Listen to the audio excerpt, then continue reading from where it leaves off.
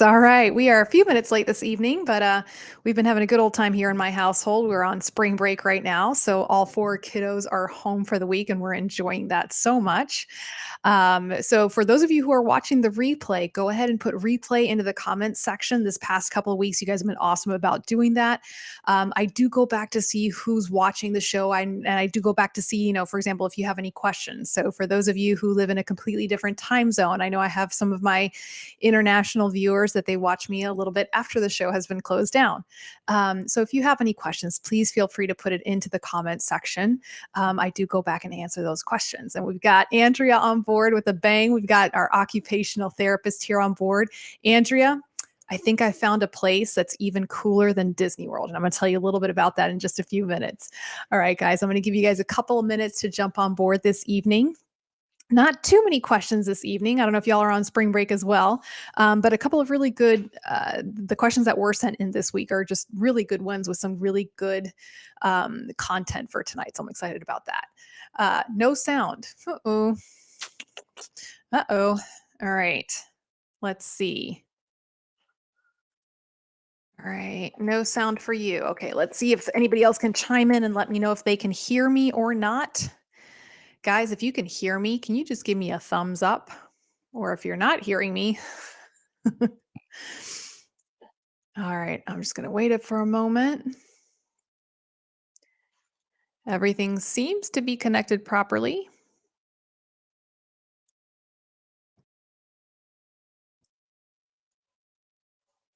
Can you guys hear me? Okay, Gail, you can hear me. Thank you for letting me know. Mike can hear me. Hey, guys. Yes, you can hear me. Okay, thank you, guys. So, Andrea, I think there's something going on with your connection. Seems like folks can hear me.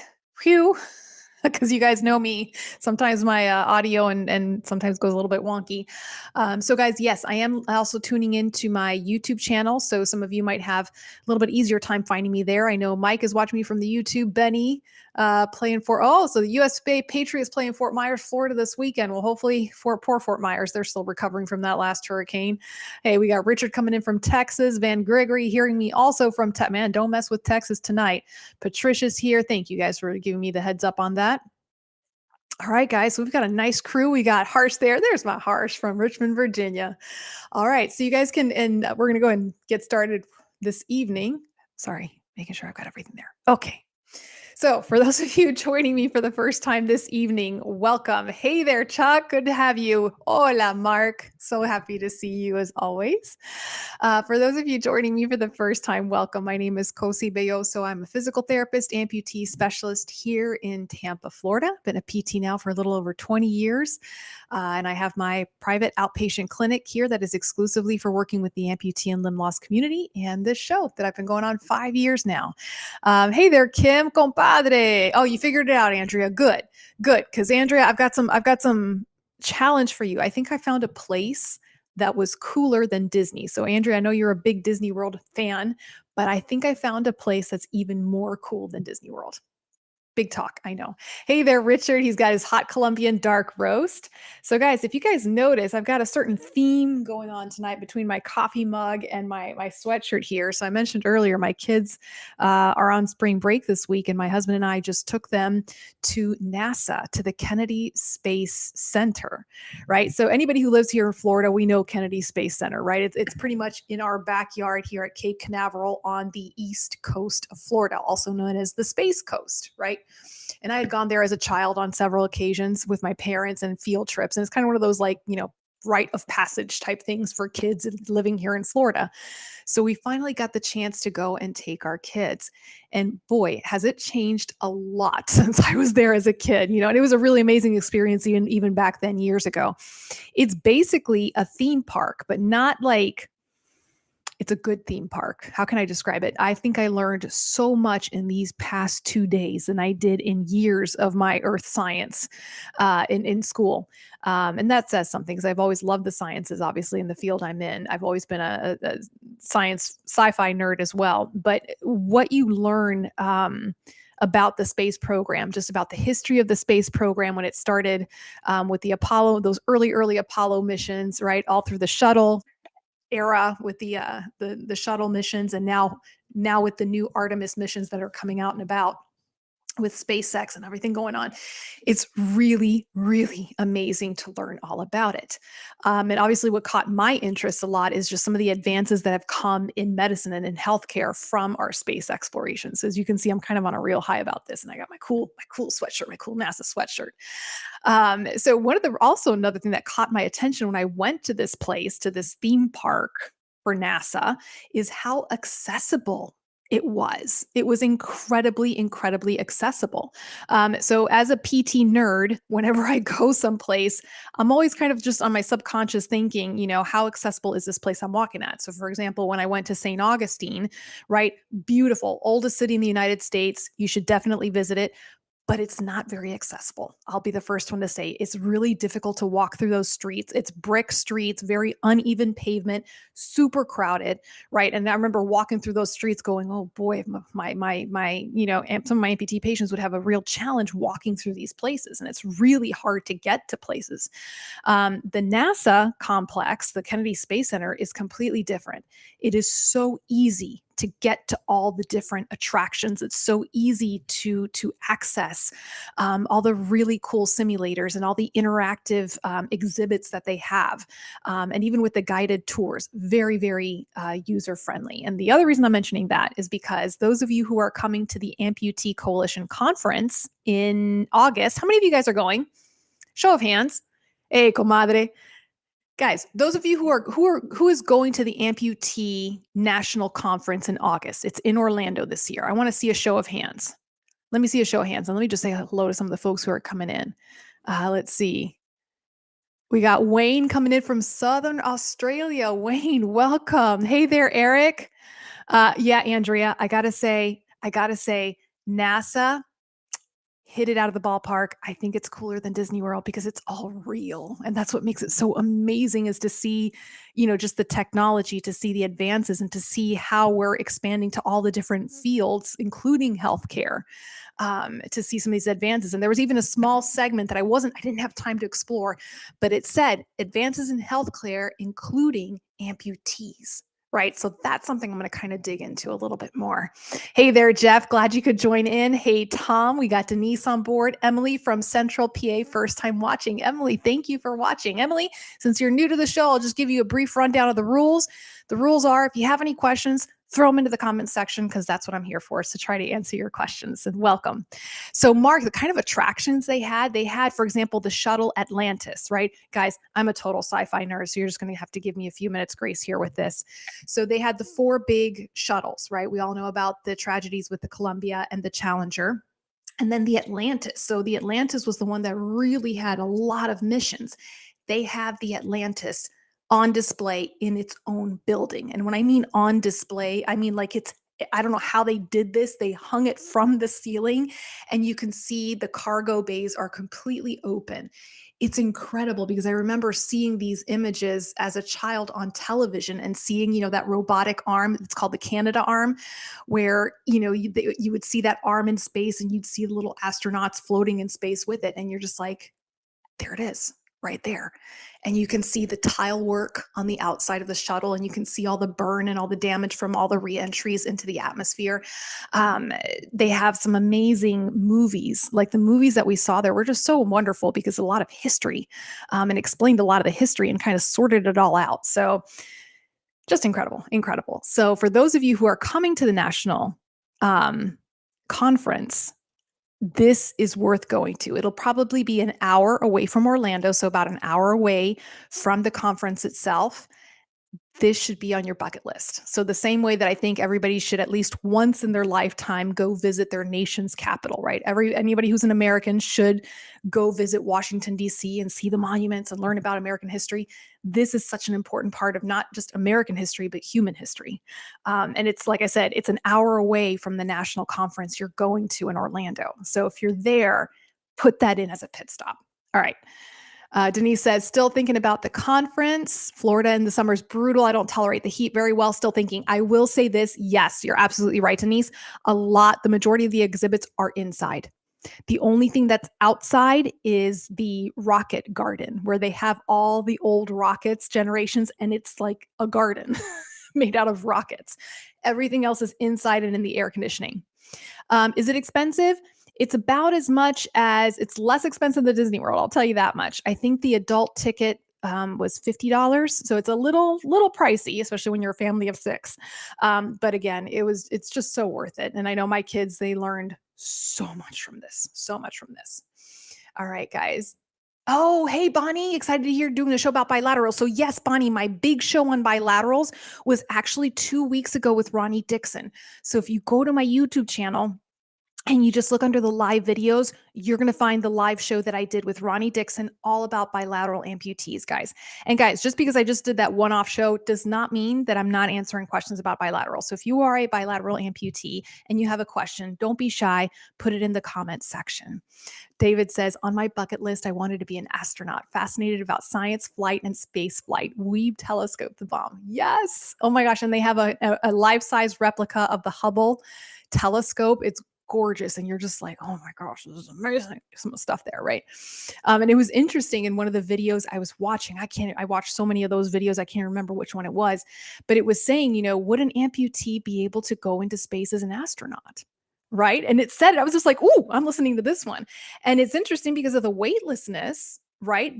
Some of the astronauts were saying, yeah, it's completely, totally doable. Right. And even how they have their footholds, so when they go out on their spacewalks and things like that, they'll have places where they can hitch their foot. All of that could potentially be modified for somebody who's wearing a prosthesis. So I'm just kind of putting that one out there. If anybody from NASA's watching, we need to get that going. All right. Let's see. Who else we got here? We got Brian. Oh, Brian's going to go to the national conference. Excellent. So Denise said you did the Space Center some years ago. Susan's coming in from Canada. Yeah, it's much cheaper than Disney. And it's really nice. So I know, thank you guys for letting me go off on that tangent on Kennedy Space Center. As you can see, I'm still like super excited, and I bought like 4 or 5 books, and I'm kind of eating through all the books on everything I read there. All right. So, guys, for those of you joining me for the first time, here's my shameless plug. I do have a texting service, and I just put the phone number there. The reason I have a texting service is not to spam your cell phone. It's just to let you know when it is that I'm going live and to provide you with the links. A lot of you had requested this last year, so I got that service. If you want to be a part of that texting service, all you have to do is text Cosi Talks, all caps, one word, just like I put it there, to that number, and you'll start receiving my text messages. I need a meet and greet conversation. No, no, no, no, no, no, nothing like that. Nothing fancy like that. I will be broadcasting with one of my favorite companies, and I'll be announcing that a little bit later on down the line. But I will be broadcasting with one of my favorite companies at the Amputee Coalition National Conference. So I'm really, really excited about that. It'll be my first time in person since COVID. I went in 2019 and I presented virtually, but this will be my first time going back in person. So I'm really excited because I know I met so many wonderful people there in 2019. All right, guys. So I'm going to jump in. Like I said, I only had 2 questions that came in this week, but they're really good questions, right? And guys, so go ahead and feel free to post any questions that you might have. Actually, let's see a couple that are just coming in right now. So Bonnie says, I'm so confused with my OSER power assist legs, not sure if they are a good fit for bilateral. And that's very interesting that you say that, Bonnie. I'd love to know a little bit more like where you're having difficulty with the power knee. So guys, the power knee is made by OSER. It's a knee that's been around for quite some time. I think it's been around for almost 10 years. I myself am still learning about the power knee. It's works a little bit differently than your traditional microprocessor knee. And again, I'm still learning more about it, so I don't want to give you guys too many details that might be incorrect. Okay, and this is something I hope to have somebody who can back me up on this. I need to get some more information on this. But one of the things that caught my attention when I first saw the power knee was its utilization for bilateral above the knee amputees. Those of you who are bilateral AKs, for example, what a challenge it is to get up into standing, even if you have microprocessor knees, right? You got to work out a technique on how to make that happen, right? And with the power assist knee, when I first saw the demonstration on a bilateral AK, what caught my attention was how easy it was for that person to go into a standing position, right? Because it is powering you up. So Bonnie, if you don't mind just including a little bit more information, I can try to see if I can find some answers for you there. Emily says, I am a new amputee. I had osteomyelitis in my left heel and had my foot and ankle amputated on January 20th. So, yes, you are brand new, Emily. I did 2 weeks of inpatient rehab after being discharged from the hospital. Just had my evaluation for outpatient rehab. Good. I'm getting PTOT twice a week for 6 weeks. Oh my gosh, that makes my PT heart so happy to hear that. Each day for 2 hours, so 4 hours a week. That's so awesome. I got a shrinker 2 weeks ago and hoping to get fitted for a prosthesis on the 31st. I use KFOs because I know I have spina bifida. So they would have to make a leg brace prosthesis because I want to see if walking would be feasible. So, Emily, I am so happy to hear that you are getting this amount of PTOT follow up. That's probably one of the big reasons I started doing this show was because there were so many folks out there in the amputee and limb loss community that never received physical therapy and occupational therapy services after their amputations. So that's something I've always been really trying to advocate for. In terms of how your walking will be, given your history with spina bifida, I guess my biggest question would be, how are you walking prior to your amputation? You mentioned their KFOs, so it's obviously something you're familiar with. So, if you don't want to include this information, Emily, that's perfectly fine. This is just if you want, just to have this conversation. Were you walking with KFOs prior to your amputation? And also, were you using an assistive device, a walker, or the forearm crutches to help with your walking? And then since we do have some new people on board, let me just go ahead and also put down. Okay, so for those of you who are my new folks on board, that is my personal email address. Okay, so if you have any questions for me, guys, and you don't want to necessarily ask it here on this comment section, you are more than welcome to email me directly to cosi@cositalks.com. Okay, so, whew. Oh, good. Tom, you say your Bonnie and you and your wife are thinking of coming to the national conference. Tom, if you come to that national conference, we're going to have to schedule a time to go for a run, so that you can come kick my bottom a bit because I need someone to kind of kick my bottom with running right now. Uh, Oh, wonderful. Yes. So, Bonnie, Jeffrey just posted the link to his bilateral group.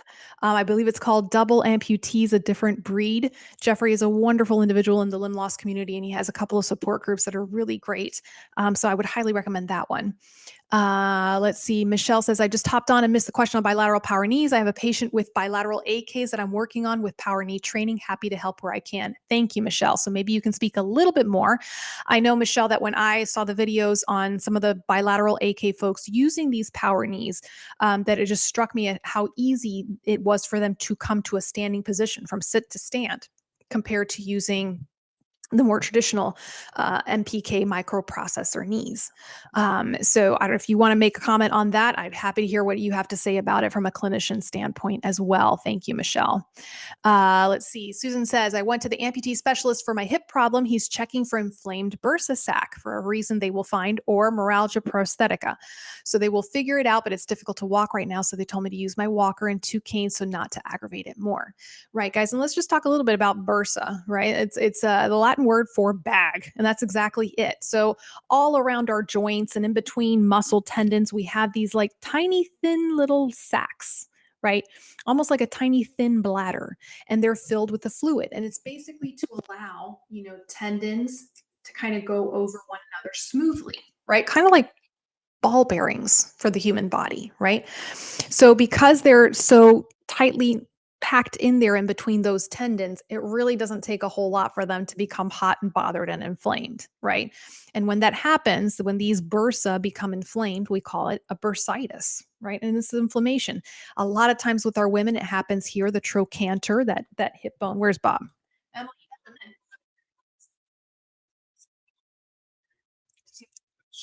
So here we our greater trochanter, and right over it, we've got a bursa. So trochanteric bursitis is something that's very, very common, especially in my women. That can happen if there's a lot of chronic overuse. So it's usually a chronic overuse injury, right? So something like a trochanteric bursitis It could be from laying in one position for too long. So if you're a side sleeper and you stay sleeping on the same side every night, all night long, that can start to aggravate your trochanteric bursa. If you have a weak gluteus medius, those abductors, if that gets weak, then this little tiny slip of a muscle called your TFL, right? IT band, which connects into your IT band, that can get tight. And that tightens over the bursa, causing a little bit of irritation in that bursa as well.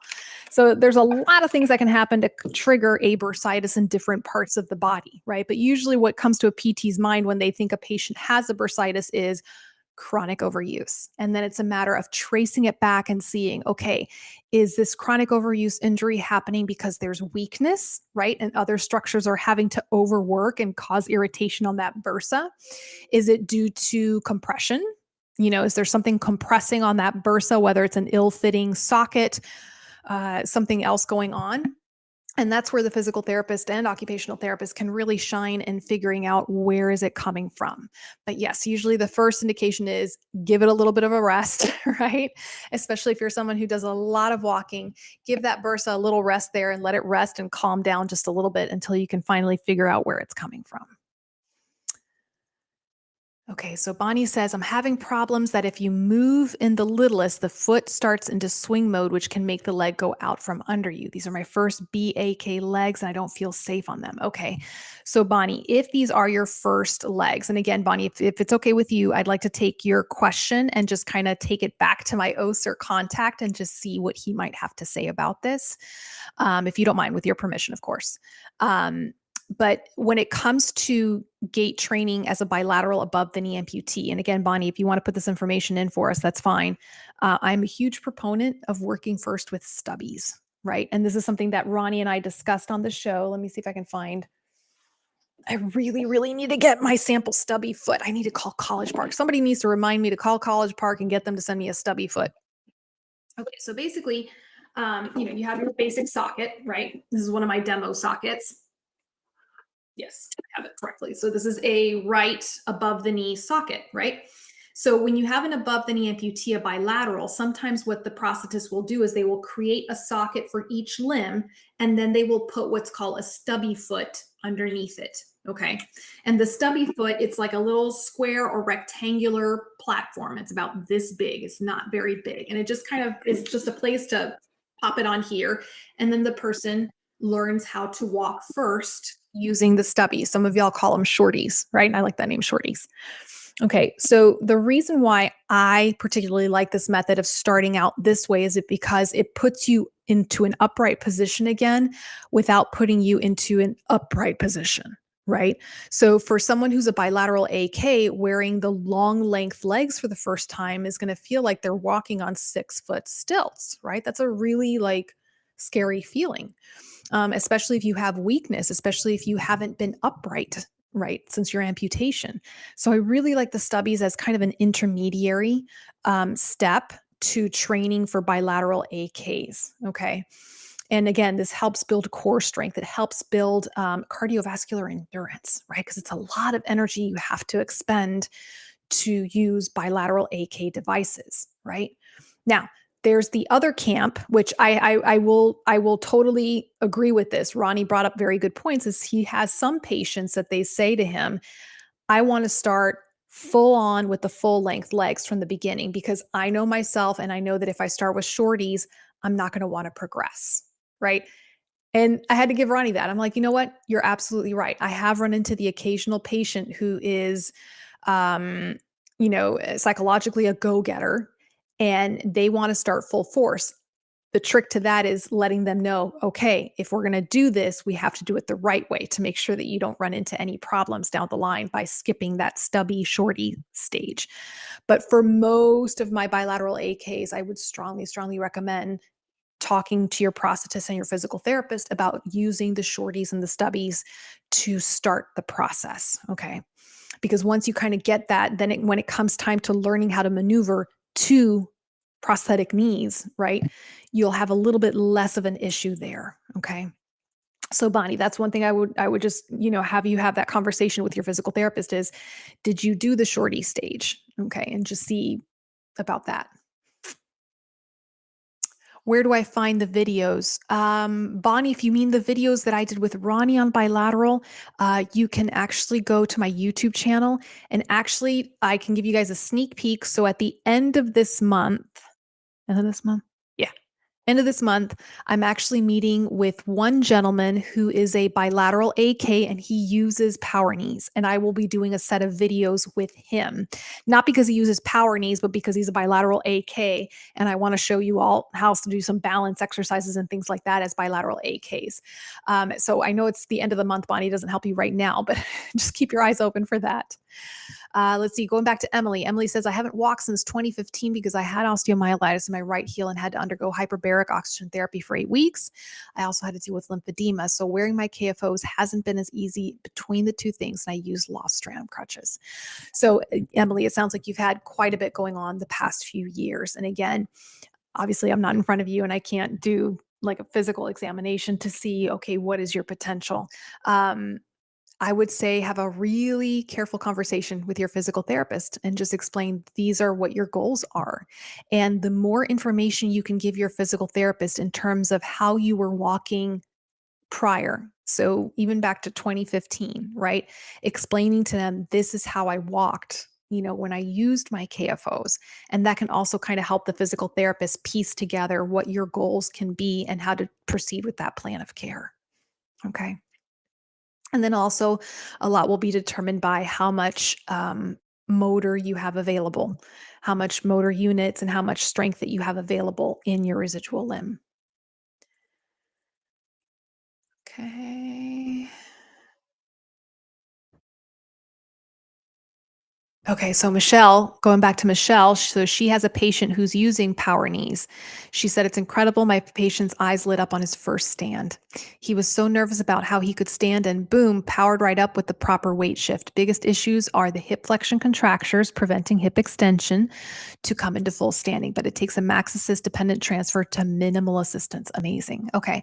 So, Bonnie, I'm going to go ahead and here's what I want you to do, Bonnie. I want you to email me, Cosi at cositalks.com. And I want you, if I haven't gotten back to you, I want you to email me and I'm going to try to find an answer for you as to why maybe you're having that particular difficulty with your power. Jeffrey says, I love my stubbies. So Bonnie says, I appreciate your help. I started on the side kicks. That's my favorite stubby foot. By the way, guys, just like love that foot. Then went a little higher to 3'5", 4'2" with the power knees, and it took me to 6 foot, and I was 5 foot. Whoa, took you to 6 feet, and you were 5'2" before amputation. Holy smokes! Someone got ambitious there with the monkey wrench to get you up that high, Bonnie. Um, why so high? My goodness, why so high? Uh, Susan asks, is it difficult for a bilateral AK to switch back and forth between stubbies or full length? Well, let's ask our resident bilateral AK. Jeffrey, can you answer that question for us? Susan, from what I've seen, again, the times I've worked with a bilateral AK, oftentimes they choose to use the stubbies during some points of their day and their full length legs on other points of their day. So, for example, I like to use Jeffrey as the example. I know that when it comes to mowing his lawn, he'll use his stubbies because it's easier to maneuver in on grass and grassy terrain, and he gets a heck of a workout. And then other folks might decide to use their full length stubbies when they're outside of their home. So some of them will switch back and forth between the two, but Jeffrey will be the best person to answer that question. So there you go. Jeffrey says, I use an Allen wrench and switch back and forth very quickly. Let's see. Mike says, I'm a bilateral AK and I've been having really bad hip pain as well after having a new socket made. Okay, so Mike, anytime I hear pain, whether it's in the socket or in another joint, that to me means something needs to get checked out. And if you can pinpoint it to happening after you had that new socket made, then that's the time to pick up the phone and call your prosthetist and explain this is what's going on. Why are you having hip pain after that new socket? There might be something there in that alignment that needs to be addressed.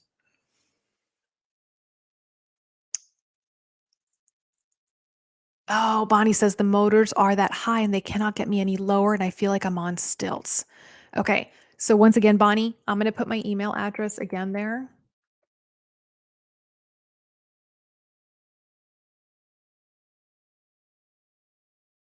Please send me an email, Bonnie, and I'm going to try to see if I can't get your question answered by my Oster contact. Okay. Mm. Mike asks, should a bilateral AK have both? They took mine. In my opinion, yeah, you should have the option to having both if you feel like that's going to be helping you in your daily function. Okay. Some of my bilaterals, once they graduate from the stubby and shorty phase, they're good. Like they don't want to go back to using shorties and stubbies and they want to stay in their full length legs from morning till night. Like that's all they want to use. Others decide, no, you know what? I want to have both options. And again, this is where you really need to talk to your prosthetist and say, look, I need both, right? So it might be that the prosthetist teaches you how to switch out the way Jeffrey does. So he switches out his stubby feet for his full length legs and he keeps the same socket. Okay. Or perhaps your prosthetist might be able to make you two different sets of sockets. Maybe there was an earlier socket model that still works for you that you can continue to use. Again, these are the conversations to have with your prosthetist. And obviously, I know insurance is probably going to play a huge role. You know, is insurance going to be willing to put forth for a second set of sockets or not? Do you use an older pair of socket and use that for your stubby sockets? Again, there's a couple of different options there that you need to talk to your prosthetist about.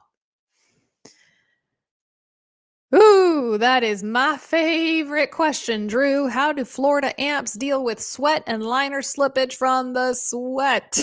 How do you order your exercise book? Thank you for that question, Drew. I will be happy to put that up there right now. So, guys, you know, I like to shamelessly plug every once in a while, right? So I do have an exercise program. I just put the website there. It has 150 exercise videos for AKs and BKs and for arms, legs, core strengthening, balance, and flexibility. And if you buy a subscription, right, you can also, it's two separate purchases. So I have the video subscription online and then I have the books. So all the exercises that are in the book are in those exercise videos and they're kind of meant to work together. I know my patients, when they come see me, I gift them the video subscription. That's a part of their perk as being one of my patients, and they usually opt to buy the book on their own. But it kind of goes together. That way, some of you like to watch things on video and some of you like to read things in paper. I'm both. I have to see it on the video and then I have to read it. So that's why I created this program this way. But that's where you can go buy the book or purchase the video subscription. When it comes to sweat, okay, sweat is a fact of daily life here in Florida all year round. This is probably the one time this year I will be able to wear this sweatshirt. And after that, it's done. So yes, sweat is a huge thing. There's a few different ways to combat this.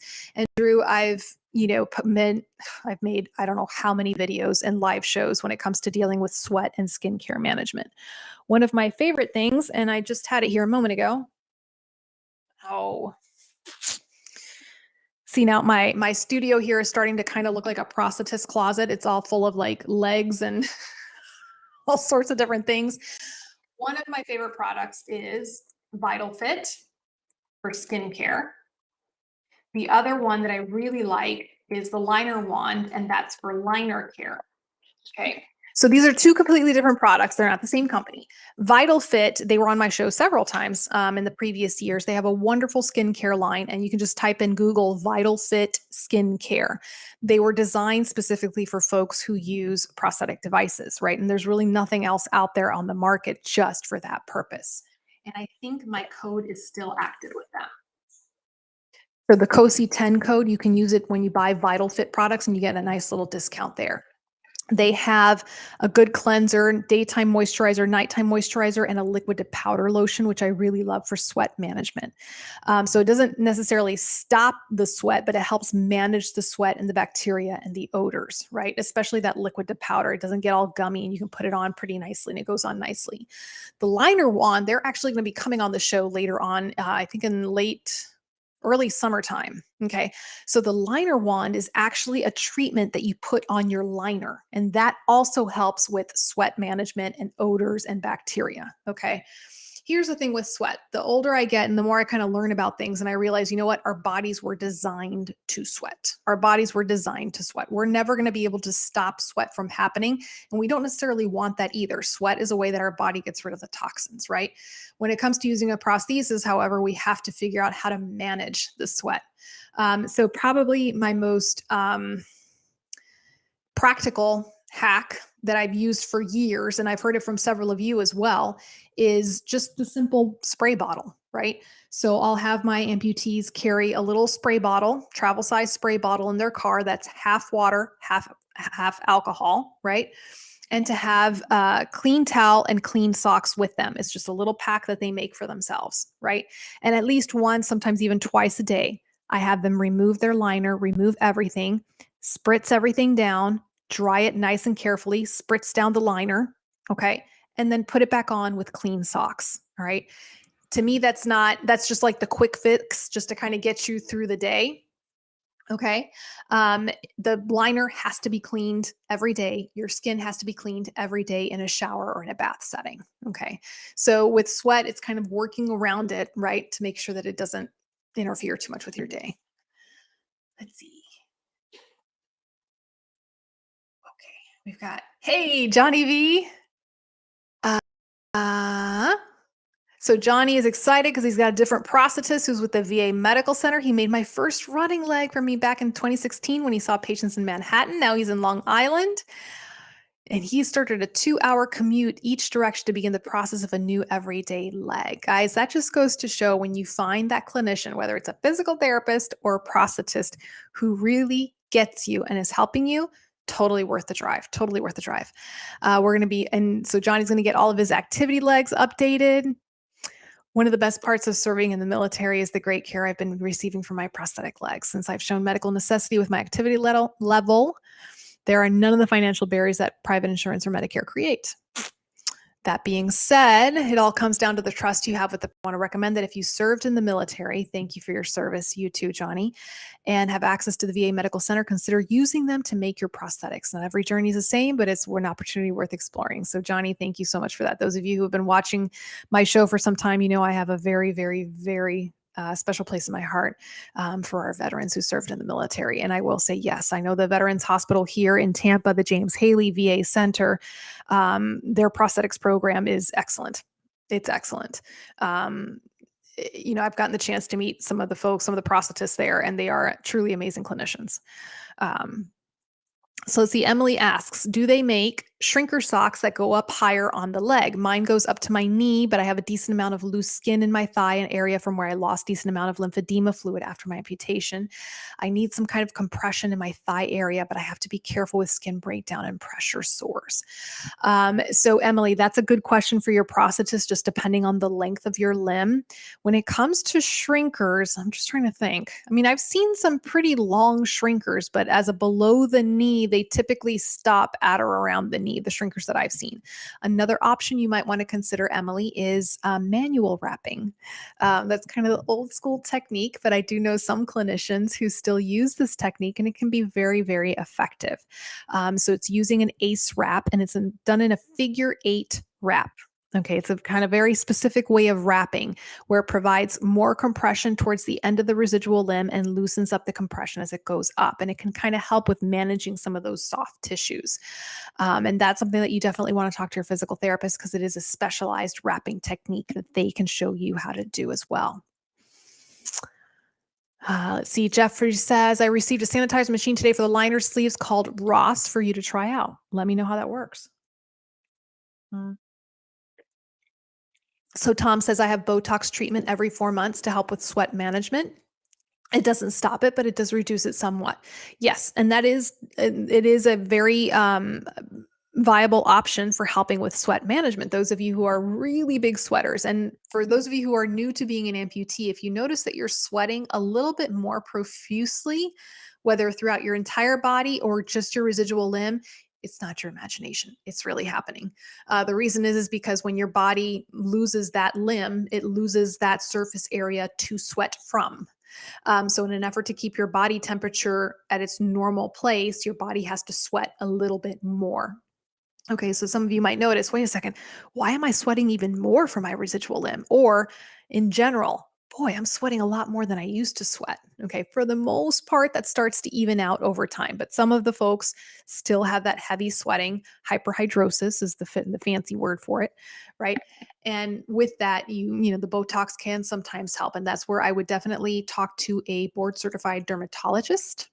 That's who you need to go see for that kind of a treatment. Mm, okay. Going through some of these. Ooh, Bonnie, you're asking me a question that I should know the answer to, but I don't know it off the top of my head. She's asking, how much do above the knee prosthetics weigh on average? I do know, since you were bringing up the power knee from Oster. So the power knee is one of the heavier knees on the market, if not the heaviest. Again, guys, I need to go check my information there.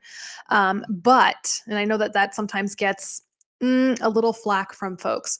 However, the way the power knee works in terms of powering the person and providing that power in the gait pattern, it makes up for the weight with more efficiency. Okay. So just caveat there. I really just need to do a show on the power knee, but we'll see when that happens. Emily says, I've done manual wrapping for my lymphedema. Wonderful, Emily. So, oh my gosh, use that technique. Okay. A lot of times, like I said, before the days of shrinkers, when dinosaurs roamed the earth and I was a first physical therapist working with amputees, we didn't have shrinkers. We had to do the manual wrapping to help with the compression, to help with the swelling and with the shaping of the residual limb.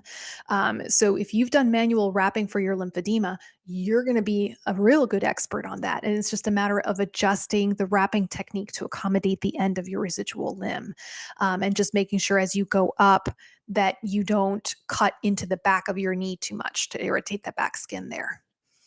Mark says, my shrinker goes up to my thigh, so they are available. Again, so Emily, ask your prosthetist about that and tell them I need a longer shrinker. If there's one that exists that can be long enough, yeah, that would definitely be the best option for you. So Susan says, Emily, I have a king one that goes all the way up to the top of the thigh. The prosthetist can order one for you. There you go. All right. So, Drew, you see the book, but not the subscription video service. If you scroll down a little bit, Drew, you're going to see the option for the video subscription for my exercise videos that you can pay by month or you can pay the full year in advance and get a discount that way. So, if you scroll down that main page, you'll run into that section right there. So Jeffrey says, I've been using Certain Dry for sweating, but now I'm trying to use a prescription for sweating called Dry Sol. So yeah, I used to use a lot the antiperspirants before I ran into Vital Fit. And I have no problems with antiperspirants, guys. There's some folks out there that they swear the antiperspirants just work wonders. The problem I ran into with these antiperspirants is that you have to put them on the night before, right?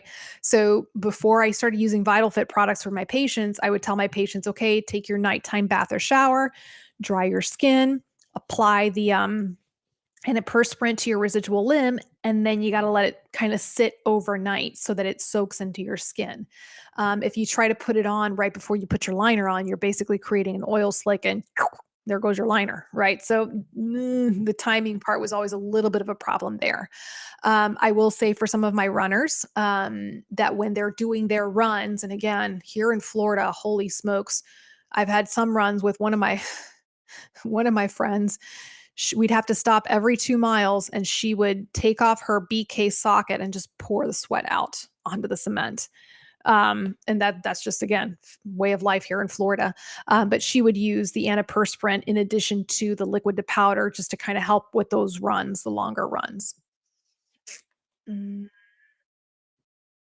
As I was told, the below the knee and above knee prosthetics weigh approximately the same as the missing limb. That's actually incorrect, Susan. Now, I don't have the hardcore numbers, but I do know that's incorrect. And the thing is, it's interesting when folks come in and they're brand new at using a prosthesis, one of the first things I'll hear is, oh my gosh, this prosthesis feels so heavy. This foot feels so heavy. And they're surprised to learn that their entire socket and foot a lot of times weighs less than what their anatomical leg used to weigh. And it's like, what, really? And the reason is because it's not attached to your body anymore and your brain hasn't learned to recognize it yet. Okay, and this is where I really stress the importance of having a good socket fit. of having good suspension system, meaning how is that leg being held onto your residual limb. The better the socket fit, the better the suspension system, right? The better, the lighter it's going to feel, right? And the more efficient you're going to be with your gait pattern. I've had some folks who have used some of the heaviest feet out there on the market, but because their alignment was done well, their socket, excuse me, is done well, and their suspension, the weight of that foot is not a problem, right?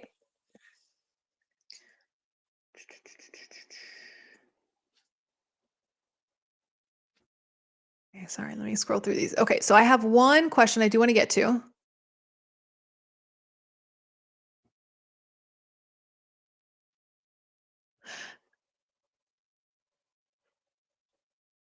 Sorry.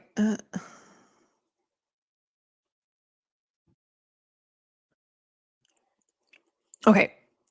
So I'm going to answer Emily's question, then I get to this other question that came in. Emily asks, is it normal to lose a significant amount of weight after amputation? I just had my foot amputated and I lost a decent amount of weight. I know I had a significant amount of swelling as well, but I never knew how much a foot and ankle weighed. My doctor said about 15 to 20 pounds.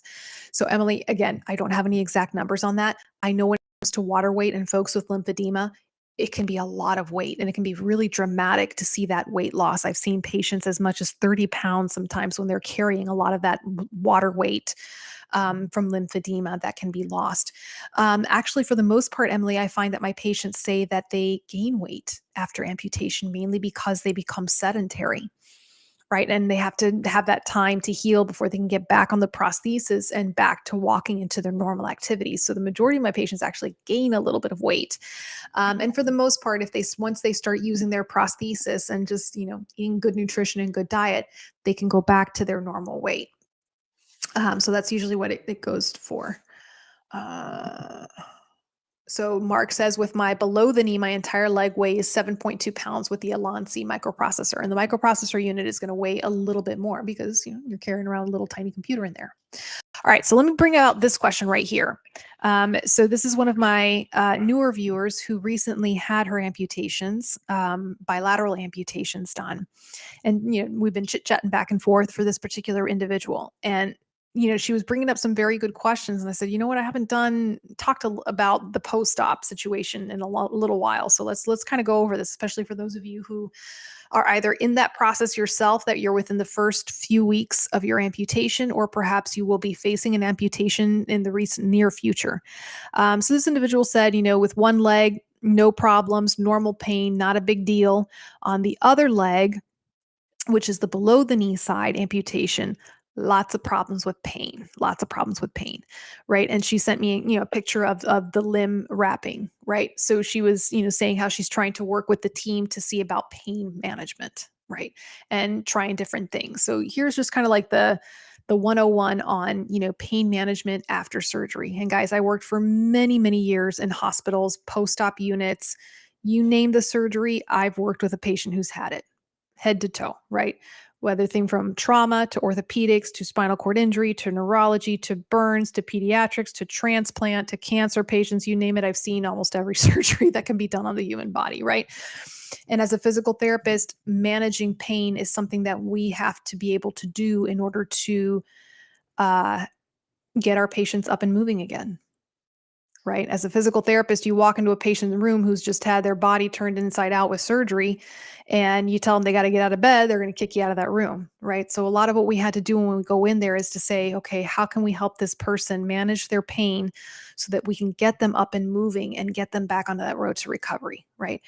So a lot of times I'll just, if I walk into a patient room and I know that that patient's having a lot of pain at that moment, I'm not going to just jump in there and start doing exercises with them and getting them to move. A lot of times it's just about explaining to them, this is what your body is doing. Okay.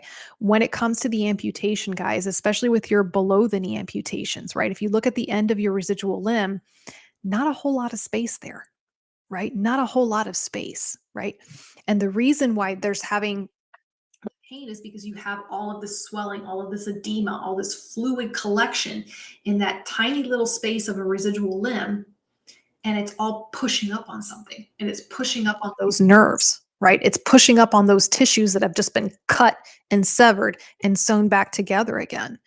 It's pushing up on those fresh nerve endings. It's pushing up on that bone that just got cut and shaved and shaped, right? So that is what's causing the pain. And a lot of times people, when they hear about that, you can just kind of see them going, okay, right? Sometimes when we can understand the nature of where that pain is coming from, it helps us learn how to address it and to not be so anxious about it. Myself included, guys. I've been through my fair share of surgeries. Okay. So I'm speaking from personal experience as well as professional experience. Okay. So when I explain to my patients, this is where your pain is coming from. And then I say to them, the best way to start alleviating some of this pain is to move the inflammation out of there, to reduce the swelling, right? And there's a couple of ways we can do that, right? My favorite technique is positioning and movement and ice. Probably because as a physical therapist, I can't prescribe the heavy duty narcotics. So I have to make do with what I'm able to use, right?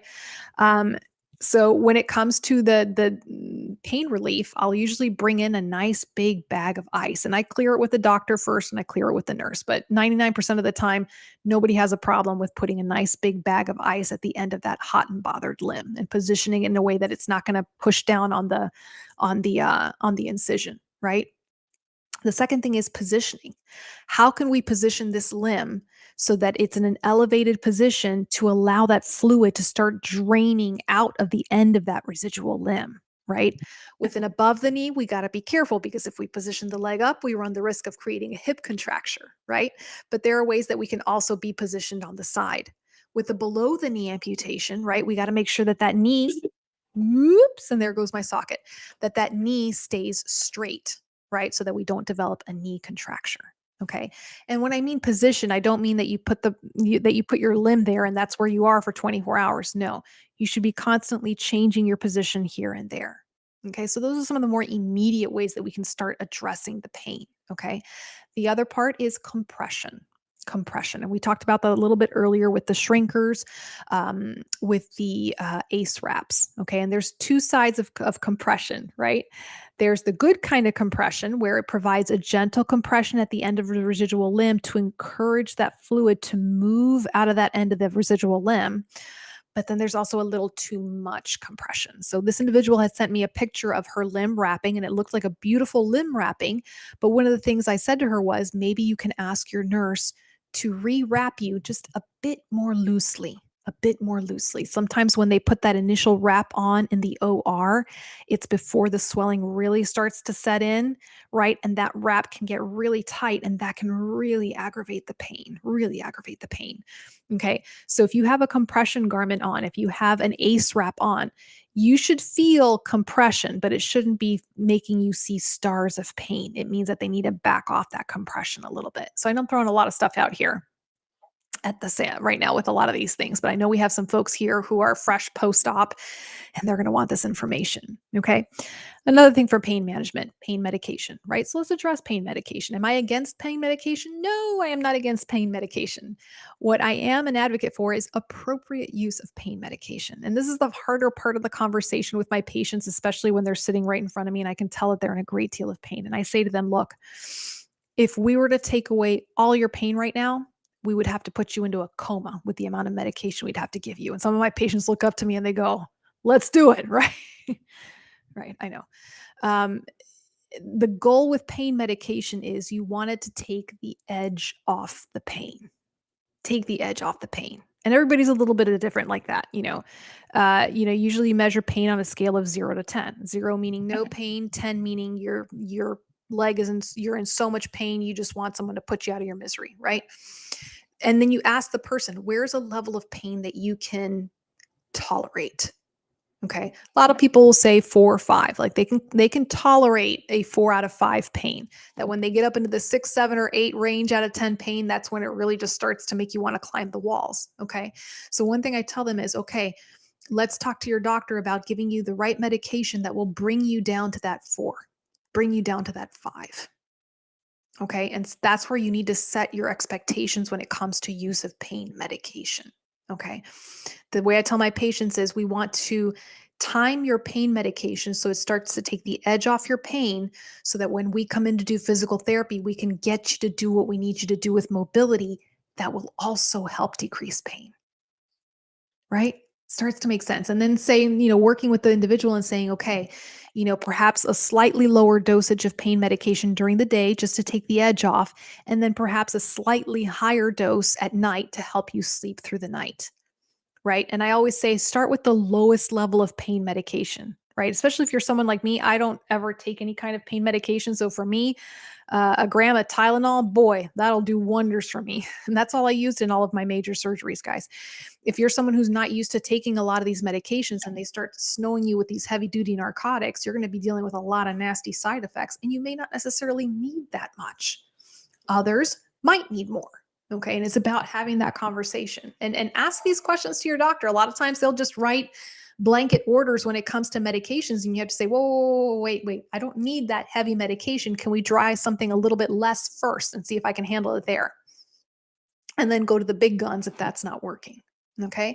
And that brings me to my last and favorite part on managing pain: movement. Movement. Okay. So remember what I said, the pain after amputation, the pain after a lot of surgeries is being caused by fluid collection pressing up on the structures, all that inflammation, right? And the way to get rid of pain is to get that inflammation out of that area. Okay. So positioning, movement. Movement is a big way to get that out of there. It gets the muscles going, it gets that fluid pumping out of there. It's improving with your circulation. Okay. I found this to be especially effective when it came to my total knee replacements. When I was fresh out of school, and they would give us the rookies, they would give us the total knee replacements to work with, right? And they were all in a lot of pain because there's a lot of fluid collecting in that knee right there, not a lot of place for it to go. And having my patients do gentle quad sets where you tighten the quad muscle and release, and you tighten and release. It's a very gentle exercise, but you can just see that fluid moving out of that patient's knee, right? For my below the knee amputees, that's an exercise I would do as well. And just gentle movement, guys, just very gentle movement to get that fluid moving out of that residual limb, right? Okay, a lot of comments came in. Okay. Ms. Debbie says, I asked my doctor, boy, my nose is itchy tonight. Someone's talking about me. I asked my doctor to weigh my leg. So now I've had my leg weighed and it's 5 pounds, 9 ounces. Okay. And her actual leg was 5 pounds, 1 ounce. So in your case, your prosthetic weighs a little bit more than your anatomical leg. Um,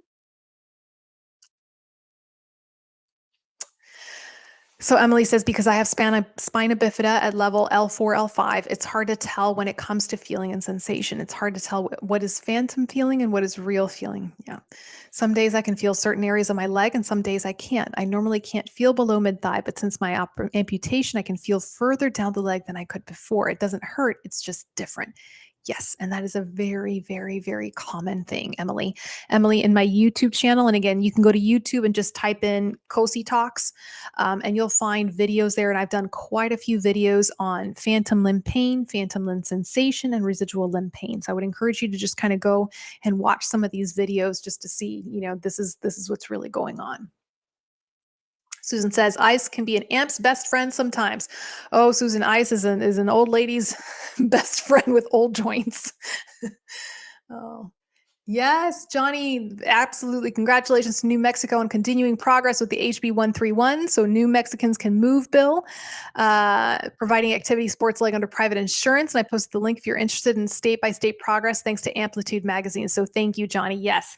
And again, I'm not really hip with everything going on Capitol Hill and bills and everything like that, but I do know about this one, the HB 131. And actually one of the movers and shakers with that, his name is Kyle Stepp. He'll be coming on the show later on in the spring to talk a little bit about this, but it's basically going to require that insurance companies, if I'm not mistaken, and Johnny V, correct me on this one, to pay for more than just one leg, meaning it's not just the everyday walking leg, that the sports leg becomes now a medical necessity. So Johnny V, correct me on that if I'm wrong. Nelitza, gracias por estar en el programa.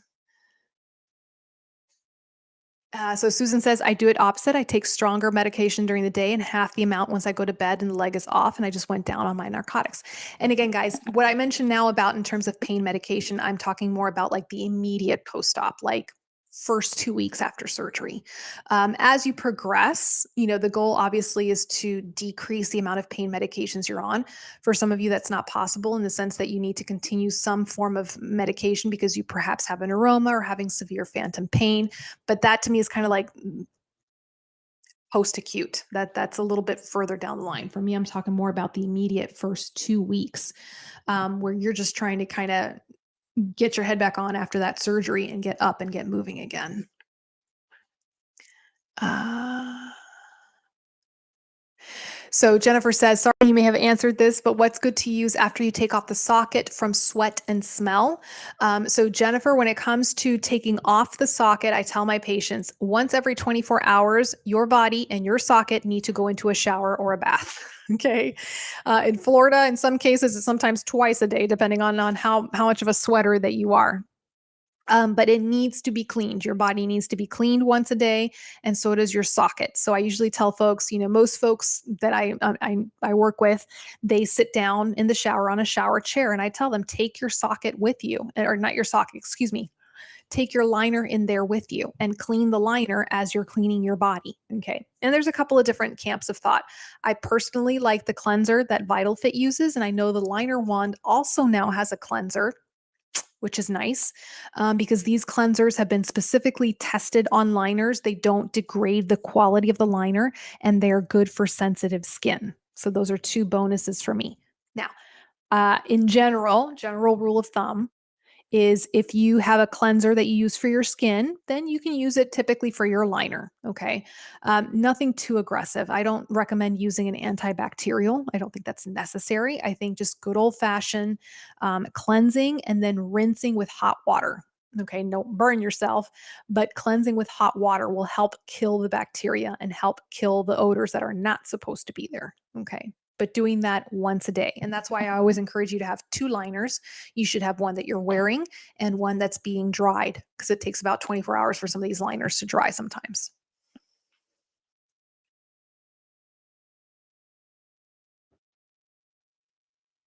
Okay, so Jeffrey says, I stand on my stumps on my bed as a bilateral AK, up, down, up as long as I can, and then down. Practice each day. A year later, I rarely have phantom anymore. No drugs and desensitizing the stump. And yes, actually, guys, when it comes to phantom pain, sometimes the desensitization protocol is very effective. And it's something that I will teach my patients there. Okay. I've done a lot of talking tonight. I feel like I don't know why I'm so worn out. Maybe it's because I got back from a trip with my kids. But, anyways, lots of talking tonight. So, guys, for those of you who joined me for the first time this evening, thank you. I know I had a lot of new folks here this evening. And if y'all don't mind, I'm going to post my texting service number. So those of you who would like to receive text messages about when I am going live and the links, you can text Cosi Talks to that number that I just posted right there. And I promise you, I won't spam it. I won't spam your cell phone. Just send you text messages of when I'm going live. You want to go to the Space Center? Yes.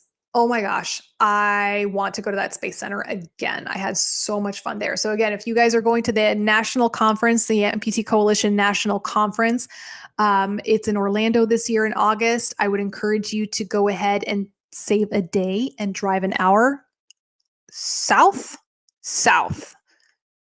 Drive an hour south, and it's called the Space Coast, that area of Florida. It's really cool, really beautiful. And go see Kennedy Space Center. So cool. All right, guys. Thank you as always for letting me be a part of your lives this evening. If I didn't get to your question, please email me and I'll be sure to get you an answer. All right, guys. I'll see you next week. What's coming up next week? Next week is the 22nd, another general Q&A session. So, guys, send me your questions. God bless. Bye, guys.